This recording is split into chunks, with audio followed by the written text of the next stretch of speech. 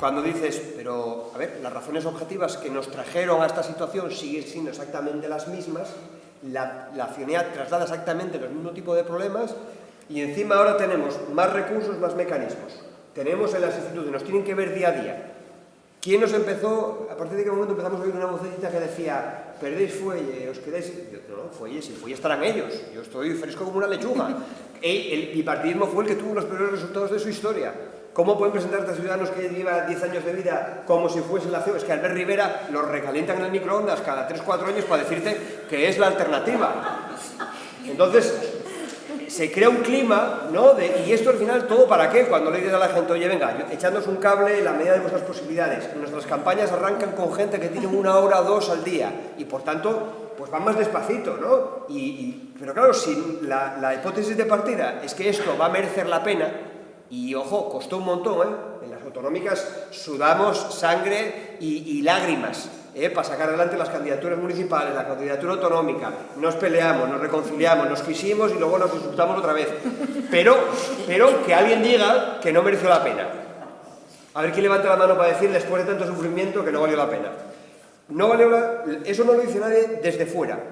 O sea, yo no tengo la percepción de la gente que haya votado a cualquiera de las opciones, no solamente a Podemos, a cualquiera de las opciones municipal y autonómica. No creo que haya nadie que se haya arrepentido, a menos que estuviesen muy despistados. Pero es verdad que dentro de la gente que sí vivió con todo el corazón lo que estaba pasando, hubo un grado de desencanto porque, claro, nos exigimos mucho porque lo queríamos todo y lo seguimos queriendo. Y entonces lo que toca es, como los viejos rockeros, volver a tocar el mismo repertorio que encandiló a la gente, pero con el valor de la experiencia. Es que ahora los acordes que podemos tocar son mucho mejores. Es que la gente, claro que quiere volver a escuchar a Pablo Iglesias y a Íñigo Errejón y a quien pinte, diciendo las cosas que hacían que la gente se pusiese de pie.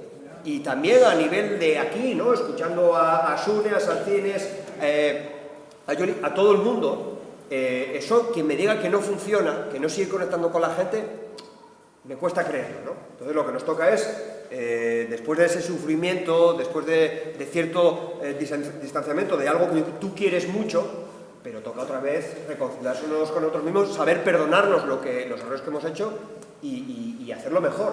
¿Por qué? Porque el reto está ahí, porque es ahora y después. Esto es una estación más de un tren que ya arrancó. Nosotros tenemos que seguir profundizando la brecha que abrimos con este proceso. No se termina la película el día 20, no es una hora nunca, pero imaginar la cara que se les va a quedar si el día 21 nosotros obtuvimos, y cuando digo nosotros es cualquier expresión de movimiento popular, obtenemos unos buenos resultados, la cara que se les va a quedar los siguientes 3 años. Eso es lo que marca, ¿no? La alegría que tú sentiste aquel día diciéndoles a la carita lo que tenían. No va a ser lo mismo volver a los plenos o volver al Parlamento con ellos sabiendo que suena ahora sí el tic-tac de que se les acaba la historia, ¿no?